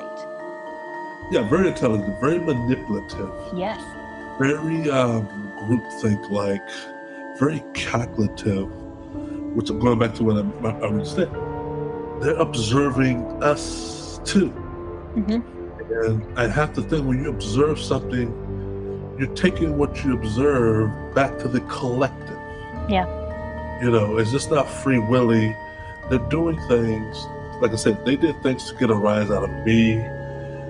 They did things to get a rise out of Tina, like to purposely put female jury in the home, not children's jury, but female's jury in the home for Tina to find, not me. I never found female jury. Tina always found them. And she would bring it to my attention, because my job back then, sort of now, I worked from home a lot, maybe 2 times, 3 times a week. So Tina would come from her 8-hour, 9-hour day to a guy who's already home all day. And for a woman to walk home and come in a home, as ours, or any home for that matter, and attend to house chores, this normal stuff you do on a regular day of laundry, changing the sheets of the bed, and to find female jewelry, not yours, but and it being in the bathroom, it being in the kitchen sink, it being in the bed, I'm talking about in the bed, physically in the bed, in the shower stall, it's definitely them trying to get a rise out of it, because it would me. Yep. If I would come home and find a guy's shoe in the living room, kitchen, or den, garage, yeah, I'd be upset. I'd be livid if I found some guy's shoes on my side of the bed that were not. I'd be livid then. Or a toothbrush in my side of the sink that wasn't mine, or Tina's. And they did that. So that purposely, in my opinion, they are being calculated. They're trying to get a rise. They're trying to start World War III here. And Tina will come to me just furious, like, what's this? We got the priest coming over in 2 hours to bless the house, and she's furious, rightfully so. And she's not equating Poltergeist with this level of stuff. Minus all the stuff we've seen and heard with our own eyes, I'm trying to convey to her, hey, remember what house we live in. Yeah, I know what house we live in, the house from hell, but it's stopped. This is what's this woman jury doing over here? Well, you had somebody in the home while I was away. And she has the physical jewelry in her hand. There's no question about that. That's a real jewelry. That's a real diamond, silver, whatever, earring or whatever you're holding. I don't know how I got there, Tina. And let alone, why only your side of the day? I've been home all day. I've never found, and that's what they did. And for me, to get a rise out of me, I would come to my office, and then sometimes I would find Tina's bracelet, what I know is her bracelet, on my keyboard, on my safe, on my computer or computer printer. Well, lets me know, oh, Tina's been rummaging through my office while I was gone. And I would, hey, Tina, why are you rummaging through my office while I'm gone? What are you looking for? I'm finding your jewelry. It's almost like cookie crumble. I'm finding your jewelry in places in the office. So tell me, what are you looking for? I can help you out. What are you looking for? Why only when I'm gone are you rummaging through my office? And she'd be looking like, no kid, I've not been in your office. I've been in your office all day. I hate your office. Your office is the office from hell. And she'd be right. Yeah, it is the office from hell. But I'm finding your jewelry, your bracelet, on my keyboard. And we have a whole hour, 2-hour conversation or argument behind that, and go to bed mad at each other, forget to do our daily, nightly prayer. And then guess what? We've just been manipulated. Yeah. Like a game. Been controlled. Yeah. And another day gone by, and then bam, fire, bam, object storm, bam, bam, bam, bam, bam, bam, bam, new wall writings. And I think people need to look at that and be like, yeah, dude, that's some stuff. That's intelligence.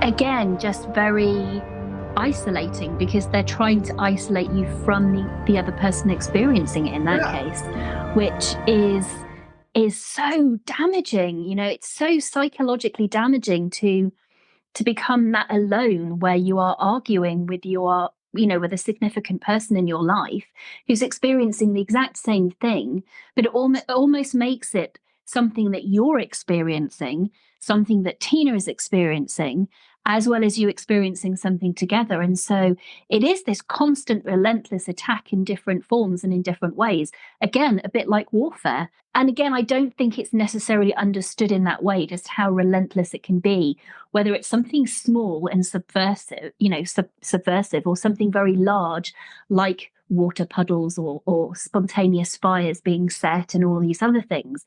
It can be something small and something very big. But the totality of that is really very significant. Yeah, like I said, it's psychological warfare. It's what nations do to other nations during war. There's the physical bomb, bomb, bomb, bomb away.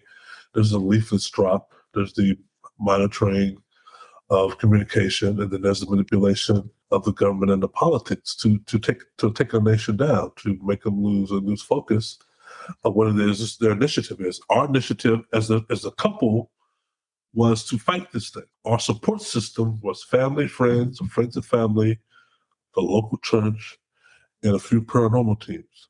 Where things start being blown up, no pun intended, was when we're battling each other. When we're arguing over this and this and that. We're we're not unified anymore. We're isolated. And we were warned, we were admonished that this would happen, but it doesn't change the fact that it still happens. And when it happens, you're the last one to know you're being manipulated when you're being manipulated. And when you see your partner being manipulated, and vice versa, it's hard to convince him or her. Like I'll tell Tina, hey, Tina, everything that happens here on out, we got to question and read through a prism. Okay, we got to filter very deep, because remember where we live at. Remember, this is where we live. And it's easier said than done. And it'll work for a little while, but once again, you fall back into that old mind frame of thinking of, well, Keith is taking advantage of me. Oh, Tina's taking advantage of me. She's taking my kindness for weakness. Keith is, having an affair. And on top of this, he's still having an affair. He's bringing women when I'm not present. He thinks I'm stupid. Nobody wants to be thought of and viewed as stupid or naive. And they listen to that. They know all of that. We need to sleep 8 hours out of a 24-hour day, hopefully. They don't. They're there all the time. They've been there before we arrive. They're there when we sleep, awake, having dinner, supper, talking. I'm on the phone talking to people. They're there all the time. And they're listening. And they're like, we're going to try this today. We're going to do this today. So yeah, the psychological of anybody who deals with this will tell you is way worse than the physical. And, I think it's the relentless nature of it, because you mention how this is something that doesn't just stay with you in that home. It's something that follows you effectively. You can experience these things elsewhere, whether it's in a restaurant 300 miles away, in a hotel room. It's something that follows and doesn't just disappear. You don't get a break from it. So it is, again, that relentless nature of it. The documentation that you've done is one thing, which is fabulous, as an account of step by step. This is what was experienced. This is how it happened. This is how it manifested. This is how it escalated. But again, one of the things that I really, really, really applaud you for is opening up a narrative about some of the other possibilities, the research, the thoughts, explanations that go beyond just the typical poltergeist haunting is this, and this is the only explanation. You're offering other possibilities and thoughts, and I really do applaud you for that. And the logical question to ask is what you think some of that physics involved is. What are your key thoughts, your key takeaways as to what you think the poltergeist activity really is, what could be causing it, what they're using, if you like. As my case as the example, and a few others, I think poltergeists, once again, are third-party, sentient, intelligent beings that operate from a hidden universe, a hidden dimension next to our own. Quantum mechanics, the theory that Einstein was reluctant to accept but finally did, because the math is there. suggests that there are hidden dimensions close to the human being, to the human eye. There's much more that we cannot see. 99.99% of the universe, our human eyes cannot even see, let alone detect. And these entities operate from that domain. They can interact at will, just like you and me can interact with, for example, subpar species, a fish in a fishbowl. A fish in a fishbowl, there's a confined universe, and knows nothing of the outside world, even though the fishbowl is made of glass. Okay, and you and I, looking above it, can see into it. We can interact with it. We can put food in there, put new gravel in there, new rocks, whatever. And the fish is totally unaware of what's causing these things. It's like, hey, who keeps moving me around? Who keeps, I love the food that's being given to me, but I necessarily don't understand what's going on here. But I'm alive, so I'm going to, bite the hand that feeds me. These entities are looking at us the same way. It's sort of like the old proverb, throw stones and hide your hand. I mean that specifically. Poltergeists could throw stones, literally, and hide their hand. And you not know where that stone or came from or the direction that it came from. That's why some of these stones, when picked up, are hot or cold to the touch. I think I give a brief description as to why that's so in my book. These objects travel very far. They move very fast. The heat you're feeling from a rock or coin or whatever that was recently thrown is because whatever was thrown was traveling at immense speed through air. It is the friction of the air onto that object that causes it to heat up. And everybody will tell you these objects travel at immense speeds. That's why we call them projectiles. And they leave large gashes and holes in walls and do considerable damage. It can hurt if they hit somebody. And those that travel can do zigzag and figure eights and flip flop in the midair. And we're like, how is that even done? But it is. So, yeah. But if you're working or operating from a hidden or closed dimension, your laws of physics are going to be superior to our own. To us, it looks like magic. To them, it's just, we're just able to do this. Like you and I are able to do things to where an animal sees it, it is like magic. So, science says there are 11, if not more, hidden dimensions. And I think, based on the evidence from the Bothell House and others, supports that. It's not far-fetched. People want to prove me wrong, prove the mathematical quantum physics wrong. I'm basing my assumptions on what they provide, but they said, yeah, the human eye sees only in one spectrum, but there are other spectrums, microwave, radiation, things of that nature, infrared. Those are spectrums of light as well, but we have to use machines to aid us. But those spectrums exist. So yeah, that's what I believe. We're talking about a third-party entity with enormous capability. Doesn't make him God. I say this very specifically. Makes him God-like based on our understanding of the deity. We tend to put things that exceed our capability in a deity. These entities have deity-like characteristics. They can cause objects to light on fire within a second. You and I can't do that. We need an accelerant, cigarette lighter, or a lighter. I can't think and look at a book and say, start on fire. That's not going to happen. Things can with these entities. And I give theories as to why they can't do that. Physics does support that. We just can't do it. And I think there's something very much about us as a species whereby if it's something that we can't see, if it's something that we can't hear, if it's beyond us and something of our making, somehow therefore it doesn't exist. We have a bit of a God complex, I think, and I think you're right. There is so much more that we as humans and our frailties and our inability limits us. There are things that we don't hear that other animals do. Animals see in different ways. We limit our thinking based on that perception of that it somehow all revolves around us. And again, one of the really interesting things that I think you cover in The Night Side of Physics is this discussion around things like sound waves, invisible sound waves, and how that might be responsible for some of the phenomena like things levitating, things smashing, literally almost imploding from the inside out. Things like the water puddles. All of these phenomena could be explained by other aspects of science. And again, that's the type of stuff, the exciting stuff that I wish we spent more time talking and thinking about and putting energy into, because it's as of yet, I think, the kind of the side of it that we haven't tapped into enough, in my opinion. Yeah, I mean, infrared or infrared sound waves, sonic sound waves, infrasound sound waves.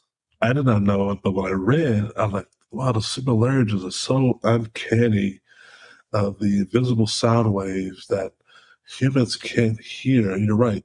Our senses, and it's probably by design, and I have to believe evolution does this as a means of protecting us, because some of these sound waves, if heard, they can harm you. Even if the sound waves we can't hear can do harm to the human mind and body. But they have interesting characteristics, these infrasounds. And they can, it's been proven in laboratories, that infrasound can move or lift objects, that they can move and lift heavy objects. Science is just now at the early infant stage of understanding what that is and how it's done. Therefore, it doesn't mean that something more intelligent, operating from another dimension, can do it very easy compared to, we need machines to fly. These objects that are moving in homes, haunted homes, I always tell people, when you look at the invisible sound waves, we have to look for the trends. And the trends are very weird and uncanny when you look at invisible sound waves, animals can detect. Invisible sound waves, animals can hear. And there's been documented cases of homes with animals or pets, of the animals behaving weirdly in a poltergeist environment. We know through historical cases of tsunamis, happened all over the world, that the animals in the Sri Lanka tsunami several years back, where the animals vacated the beach areas within hours of the tsunami arriving. And that's because the sound arrived first, that therefore they are instinctively going to higher ground, whereas humans, we don't go to higher ground. We didn't hear with the naked ear. If you're not listening to a radio or have something tell you, you could be in serious trouble. But animals purposely know how to move away, even sometimes from a volcano erupting. These are documented cases where we look at a volcano like, oh man, it blew up today. Such blew up today. Not understanding, well, yeah, it blew up today, but it's been preparing that for quite some time. It's been about to blow up for weeks or months or years. And the sound wave reaches a certain pitch, the animals know it too, and they move away while we might be slow and reluctant to move. So I noticed a similarity with how science was saying, what are the ramifications of invisible sound waves? And it was objects moving, animals could hear. There's a sense of feeling of being watched associated with invisible sound waves. There's an uneasy feeling associated with invisible sound waves. You can cause equipment malfunction up to the point of even rebooting on its own. You can also cause equipment to have battery or power failure on its own by the use of invisible sound waves. You can create water puddles or the appearance of water through invisible sound waves. You can start spontaneous fires through invisible sound waves.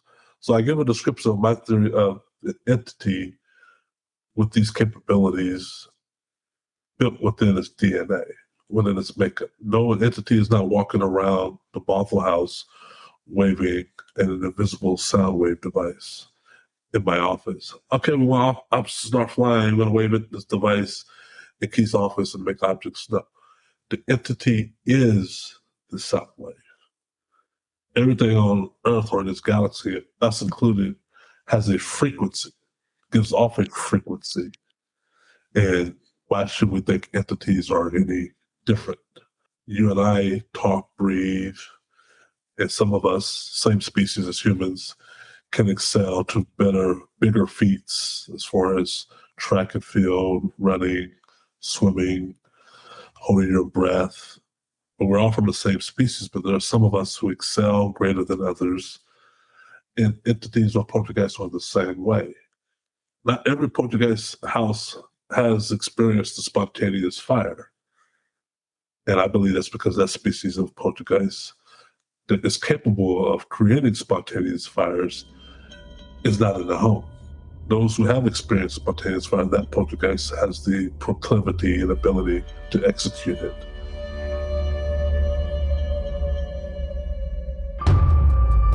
It's very interesting now, today, 2023, you don't hear spontaneous fire cases as much as you often heard in the early 1900s. I'm talking about civilized countries, I'm talking about modern countries. But you still hear about them in third world countries, of the fire poltergeists, deadly fires to put mind to shame in remote parts of the world where technology, where monitoring systems, where listening systems, where detection systems has not reached them. You know, what saved me and Tina was the smoke and alarm detector when our fires erupted. In third parts of the world, they don't have that. The house I live in now has a robust sprinkler system. So if the poltergeist is going to start firing Keith Linder's home today, it's not going to have the awe and horrific effect because the smoke alarm is going to go off. And if that doesn't go off and the fire is started, once it reaches a certain apex, this water sprinkler system is going to kick in. Whereas you got a third country or somewhere remote, you're going to have, they won't have these luxuries. And those are the poltergeist's playground, those that start fires. That's why you see a congregation, if you will. My theory, in my opinion, you see a congregation of what I call pyro poltergeists today in third part countries of the world, you know, Southern Asia, parts of Africa, rural South America, where it takes by Jeep days to hike in. And you get to these remote places and you see the places, you're like, wow. But the people will tell you the characteristics are all the same. Fire started abruptly, no root cause, things just burn, in addition to the other activity and phenomena that happen. But I cannot find, since the BOTHELL House in North America, United States specifically, of another poltergeist case where fire is a problem. I know that I have other poltergeist cases because I get them emails all the time. I have not found one, even in the UK, I have one of fires, or from Australia or Asia, somewhere mid Japan, China, stuff like that. But in a rural country, yeah. So I know they're still happening, but I think that those poltergeists have migrated, if you will, to remote areas. Same thing with stone throwing. I cannot find a recent stone throwing. If you notice, the farther back you go with poltergeist activity, one of the main activity was stone throwing. I mean, the older I get with poltergeist cases, the most symptoms I see are the pebbles or rocks that are hitting the houses or flying through the window. Some houses don't even have glass back then. The rock just flew in. There was no glass hut, which is essentially the clay, Azteco. And so those are really easily noticeable. But today, 2023, if a poltergeist was to throw a rock at my house on the roof, I would hear because I got so many appliances on. You know, it had to be a significant rock. I have TV on all day. I have this on all day. There's so many noises that's going to drown that out. Whereas a remote part of the world where they have no appliance in the home, where you got to cook your food outside. Yeah, rock being thrown while you're trying to sleep, or a pocket full of rocks, or maybe 20 or more coming at the same time through a window or through a roof. That's going to be significant to somebody who has to cook their food outside. But for you and me, you don't hear about those cases anymore. The poltergeist in modern world has moved on to other things. Like my Alexa, I'm pretty sure you've heard other people's Alexa, we sort of shrug it off. It talks sometimes. It's just by itself. It just talks or answers its own command. I'm like, well, who told you to do that, Alexa? Yeah. You know, and we shrug it off. And you see articles, just Amazon listening. Is it really Amazon? No, I mean Amazon. I know because I have friends who work for Amazon. I live in Seattle, headquarters of Amazon. I could easily email the creator of Alexa and ask them, "Did you program? Is there a program something in the code?" And they're like, "We're just as dumbfounded as we are in the R&D department as the world is. We don't know why Alexa does this. Google the same way, you know." I know the people who design these softwares. They're friends of mine. They're colleagues of mine. And they're just as dumbfounded, but it's not going to make front page. They're not going to say Poltergeist or something. They're just as dumbfounded. It's not programmed to do that. It can't do that. But you get examples of, why is my Alexa talking to me when I didn't give it, I didn't even answer the question, or it's executing something, you know, invisible sound waves. Something is talking to it to where it's responding. So yeah. I think it's learning as well. You know, I think it's learning what we have. It's adapting. And again, just something very, very intellectual about that, and quite haunting in itself, because it very much speaks to, you mentioned something's talking. I do think there is something communicating with us.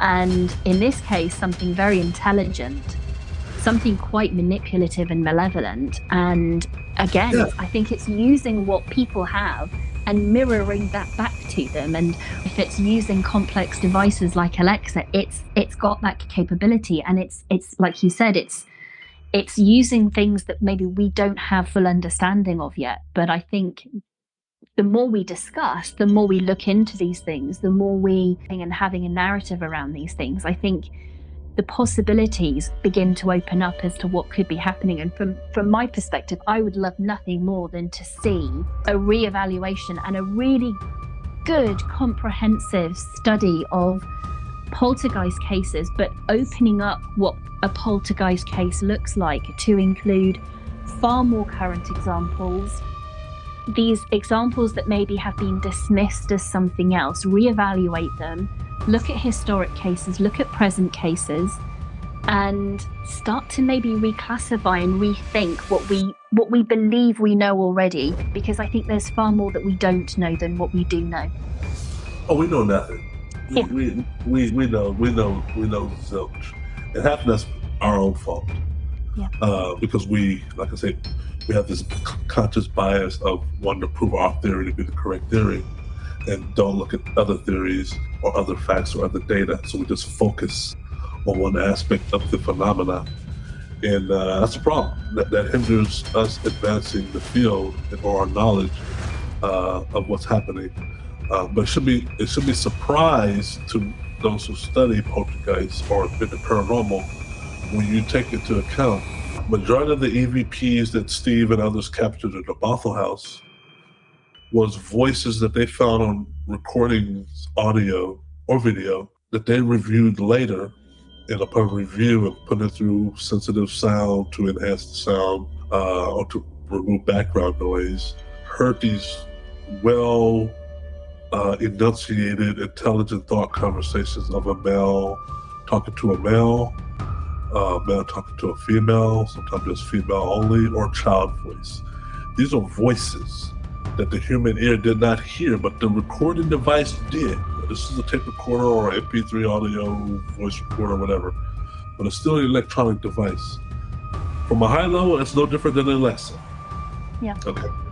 The Alexa has a microphone built into it, and it pulls information in. These devices do the same thing. The naked ear cannot hear, but Alexa being on all the time hears and listens. So it's hearing voices that you and I don't hear.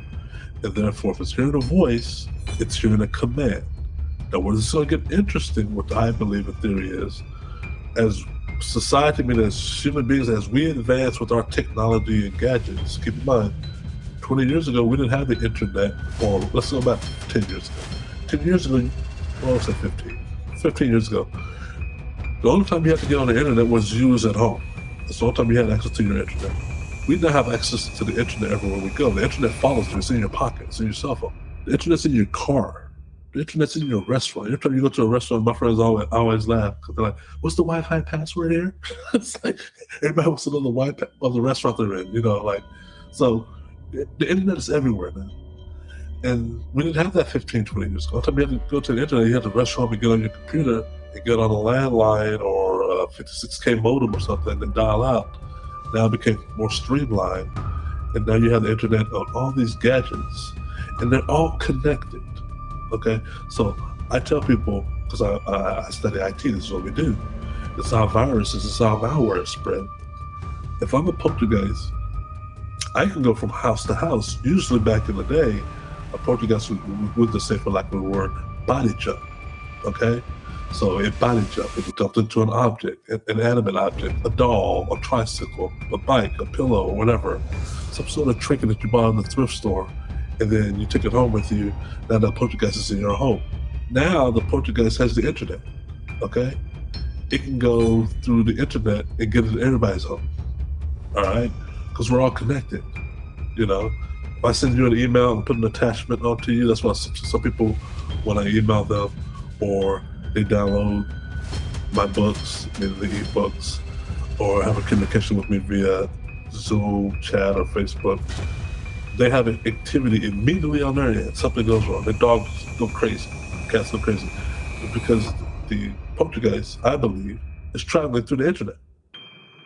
Okay? It's energy. We already know it's energy already. It's energy, and the only time it manifests when it shows its physical size when it manifests. But until it manifests, it's energy. And energy travels, and it can travel the speed of light through the internet. So it's traveling almost at the speed of light and get to two places at one time. And it has an arena, it has the whole world as its playground now. So every advancement that we make, they make. Okay, going back to Upper Mirror. So that's why I believe you see today people tell you, their smart devices are acting up. This is acting up. This is acting up. This is acting up. And I believe it. They're everywhere because the internet is always on. It's not something you can turn off. Like I said, if a virus spreads, if I open up a virus in my company where I work for today, if I get an outside email and don't run a virus scan but opening it takes down not only my computer, it takes every computer down in the company. So a poltergeist could be the same way. Going back to my neighborhood, the BOTHELL house, where the guy was talking about, everybody's talking about their alarm systems going off, giving off false positives, whatnot. There's so much Wi-Fi, so much Wi-Fi around that, yeah, it's very easy for a poltergeist to traverse. And they do. I believe they do traverse. I believe they do. Electronically. They didn't have that capability 50, 60 years ago. But they have it now. And the more handheld devices we have with the internet built in, guess what? They can traverse that too. It's very, you're right, it's very interesting. And it should be talked about. We should be like comparing notes between society. And I believe we would take leaps in understanding this phenomena if we did that versus these outdated theories, which I believe are just dinosaurs now. We know so much now than the late great Colin Wilsons and all these other people who did pave the way, so I give them respect in that regards. But they did not have what we have now, I think it's about trying to add to the picture that we already have. It's not a case of kicking it out of the door. It's reevaluating it, adding to what it's a jigsaw, and it's a picture that I think continues to grow if we continue to look at it and examine and talk about it. And again, I just think that's the really important aspect that sometimes gets overlooked. Investigators, researchers, we can go into a situation, we can have something happen, we can hear something, we can capture something, and it's like, great, we've experienced this. But it's the what do you then do with it? It's what do you then test or set up with that bit of information or activity that you've experienced? It's what can we learn from that? What can we add to the discussion around that I think is what would be really fantastic. And like I said, this is where, coming back to your books, your 3 books, you've got 2 which very much focus on the experiences that you had, that Tina had, that helped to really highlight your case, which does show that real range of type of phenomena. But then we've got this book, which is, the Night Side of Physics, which really does try and bring in some of that discussion, that rhetoric, that I think would be great if we could have more of that. So they are 3 books that I highly recommend for people interested in parapsychology, in poltergeist cases, just the paranormal in general. They are 3 really phenomenal books to look at as a case study, but some of that science and some of that discussion, as I've mentioned. So I'm going to make sure to kind of include all of the links for those on the website and in the podcast description notes so that people can easily find you, along with, your website and obviously your YouTube channel, which you've got, which is Keith L YouTube. Because there's just so many resources, so many fantastic things that you're putting out there. You're not safeguarding it. You're not keeping it to yourself. You're basically saying, here's some evidence, take it, run with it. What can you learn from this? What can you do with this? It's for no other gain than putting it out there into the public domain for people to really learn from, to try and build this picture as we've been mentioning. And, I think that's really fantastic that you are putting it out there, as I say, for the purposes of really trying to add to the picture that we have and our understanding. So yeah, I will make sure to add all of those details easily so people can come and find you. And I can't thank you enough for coming and chatting, because it's so, like I said right at the very start, I think this is a bit of a misunderstood area that people have a perception of, and I think we need to start challenging that perception. So thank you so much for coming and sharing, your experiences and sharing some of your thoughts, really. So thank you so much, Keith. Hey, thanks for having me. Thanks for the good back-and-back question and answer. And you're right, I believe in information sharing. It's the only way we're going to learn, and I don't have all the answers. Nobody does, but we have to start by sharing. So it was good to be here and talk to you. And I hope you stay in touch. And I will say goodbye to everybody listening. Bye, everybody.